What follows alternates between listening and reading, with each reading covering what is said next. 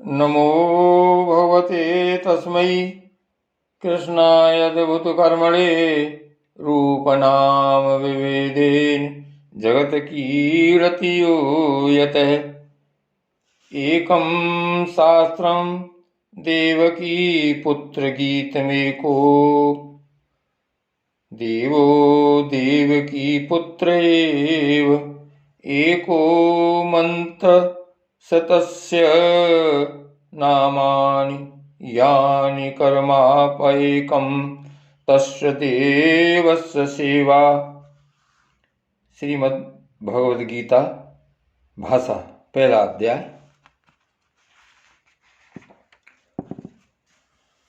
धृतराष्ट्र बोले, हे संजय, धर्मभूमि कुरुक्षेत्र में एकत्रित युद्ध की इच्छा वाले मेरे और पांडु के पुत्रों ने क्या किया? संजय बोले, उस समय राजा दुर्योधन ने व्यूह रचना युक्त पांडवों की सेना को देखकर और द्रोणाचार्य के पास जाकर यह वचन कहा, हे आचार्य, आपके बुद्धिमान शिष्य द्रुपद पुत्र धृष्टद्युम्न द्वारा व्यूहाकार खड़ी की हुई पांडु पुत्रों की इस बड़ी भारी सेना को देखिए। इस सेना में बड़े बड़े धनुषों वाले तथा युद्ध में भीम और अर्जुन के समान सूरवीर सात्विकी और विराट तथा महारथी राजा द्रुपद, धृष्टकेतु और चेकितान तथा बलवान काशीराज पुरजित, कुंतीभोज और मनुष्यों में श्रेष्ठ सैव्य पराक्रमी युधामन्यु तथा बलवान उत्तमोजा सुभद्रा पुत्र अभिमन्यु एवं द्रौपदी के पांचों पुत्र, ये सभी महारथी हैं। हे ब्राह्मण श्रेष्ठ, अपने पक्ष में भी जो प्रधान हैं उनको आप समझ लीजिए। आपकी जानकारी के लिए मेरी सेना के जो जो सेनापति हैं उनको बतलाता हूँ। आप द्रोणाचार्य और पितामह भीष्म तथा कर्ण और संग्राम विजयी कृपाचार्य तथा वैसे ही अश्वत्थामा, विकर्ण और सोमदत्त का पुत्र भूरिश्रवा है। और भी मेरे लिए जीवन की आशा त्याग देने वाले बहुत से सूरवीर अनेक प्रकार के शस्त्र अस्त्रों से सुसज्जित और सबके सब युद्ध में चतुर हैं। भीष्म पितामह द्वारा रक्षित हमारी वह सेना सब प्रकार से अजेय है और भीम द्वारा रक्षित इन लोगों की यह सेना जीतने में सुगम है। इसलिए सब मोर्चों पर अपनी अपनी जगह स्थित रहते हुए आप लोग सभी निसंदेह भीष्म पितामह की ही सब ओर से रक्षा करें। कौरवों में वृद्ध बड़े प्रतापी पितामह भीष्म ने उस दुर्योधन के हृदय में हर्ष उत्पन्न करते हुए उच्च स्वर से सिंह की धाड़ के समान गरज कर शंख बजाया। इसके पश्चात शंख और नगारे तथा ढोल, मृदंग और नरसिंगे आदि बाजे एक साथ ही बज उठे। उनका वह शब्द बड़ा भयंकर हुआ। इसके अनंतर सफेद घोड़ों से युक्त उत्तम रथ में बैठे हुए श्री कृष्ण महाराज और अर्जुन ने भी अलौकिक शंख बजाए। श्री कृष्ण महाराज ने पांचजन्य नामक, अर्जुन ने देवदत्त नामक और भयानक कर्म वाले भीमसेन ने पौंड्र नामक महाशंख बजाया। कुंती पुत्र राजा युधिष्ठिर ने अनंत विजय नामक और नकुल तथा सहदेव ने सुघोष तथा मणिपुष्पक नामक शंख बजाए। श्रेष्ठ धनुष वाले काशीराज और महारथी शिखंडी एवं धृष्टद्युम्न तथा राजा विराट और अजय सात्विकी राजा द्रुपद एवं द्रौपदी के पांचों पुत्र और बड़ी भुजा वाले सुभद्रा पुत्र अभिमन्यु, इन सभी ने, हे राजन, सब ओर से अलग अलग शंख बजाए और उन भयानक शब्द ने आकाश और पृथ्वी को भी गूंजाते हुए धार्त राष्ट्रों के अर्थात आपके पक्ष वालों के हृदय विदीर्ण कर दिए। हे राजन, इसके बाद कपिध्वज अर्जुन ने मोर्चा बांधकर डटे हुए धृतराष्ट्र संबंधियों को देखकर उस शस्त्र चलाने की तैयारी के समय धनुष उठाकर ऋषिकेश श्री कृष्ण महाराज से यह वचन कहा, ये अच्युत, मेरे रथ को दोनों सेनाओं के बीच में खड़ा कीजिए और जब तक कि मैं युद्ध क्षेत्र में डटे हुए युद्ध के अभिलाषी इन विपक्षी योद्धाओं को भली प्रकार देख लूं कि इस युद्ध रूप व्यापार में मुझे किन किन के साथ युद्ध करना योग्य है, तब तक उसे खड़ा रखिए। दुर्बुद्धि, दुर्योधन का युद्ध में हित चाहने वाले जो ये राजा लोग इस सेना में आए हैं, इन युद्ध करने वालों को मैं देखूंगा।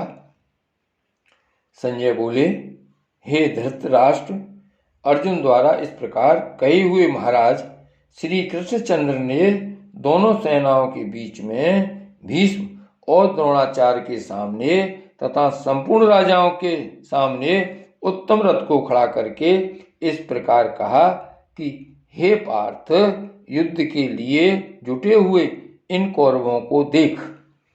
इसके बाद प्रथापुत्र अर्जुन ने उन दोनों ही सेनाओं में स्थित ताऊ, चाचों को, दादों, परदादों को, गुरुओं को, मामाओं को, भाइयों को, पुत्रों को, पौत्रों को तथा मित्रों को, ससुरों को और सुहृदयों को भी देखा। उन उपस्थित संपूर्ण बंधुओं को देखकर वे कुंती पुत्र अर्जुन अत्यंत करुणा से युक्त होकर शोक करते हुए यह वचन बोले।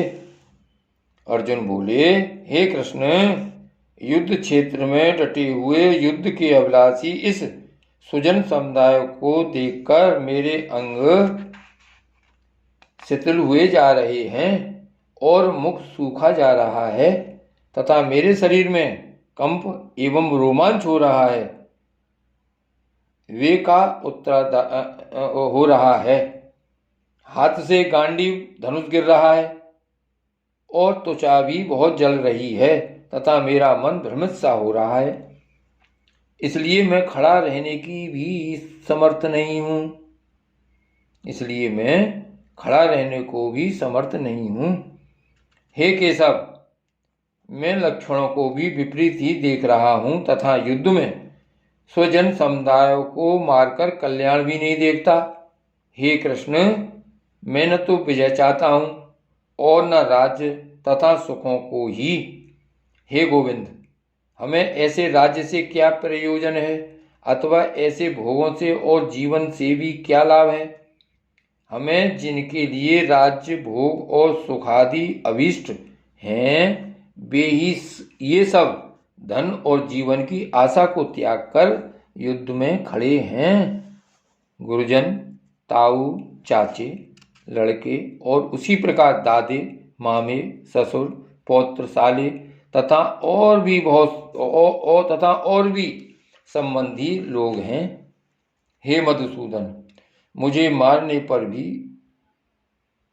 अथवा तीनों लोगों के राज्य के लिए भी मैं इन सबको मारना नहीं चाहता, फिर पृथ्वी के लिए तो कहना ही क्या है। हे जनार्दन, धृतराष्ट्र के पुत्रों को मारकर हमें क्या प्रसन्नता होगी। इन आतताइयों को मारकर तो हमें पाप ही लगेगा। अतएव हे माधव, अपने ही बांधव धृतराष्ट्र के पुत्रों को मारने के लिए हम योग्य नहीं हैं, क्योंकि अपने ही कुटुंब को मारकर हम कैसे सुखी होंगे। यद्यपि भोग से भ्रष्ट चित्त हुए ये लोग कुल के नाश से उत्पन्न दोष को और मित्रों से विरोध करने में पाप को नहीं देखते, तो भी हे जनार्दन, कुल के नाश से उत्पन्न दोष को जानने वाले हम लोगों को इस पाप से हटने के लिए क्यों नहीं विचार करना चाहिए। कुल के नाश से सनातन कुल धर्म नष्ट हो जाते हैं। धर्म के नाश हो जाने पर संपूर्ण कुल में पाप भी बहुत फैल जाता है। हे कृष्ण, पाप के अधिक बढ़ जाने से कुल की स्त्रियां अत्यंत दूषित हो जाती हैं और हे वासने, स्त्रियों के दूषित हो जाने पर वर्ण संकर उत्पन्न होता है। वर्ण संकर कुल घातियों को और कुल को नरक में ले जाने के लिए ही होता है। लुप्त हुई पिंड और जल की क्रिया वाले अर्थात श्राद्ध और तर्पण से वंचित इनके पितर लोग भी अधोगति को प्राप्त होते हैं। इन वर्ण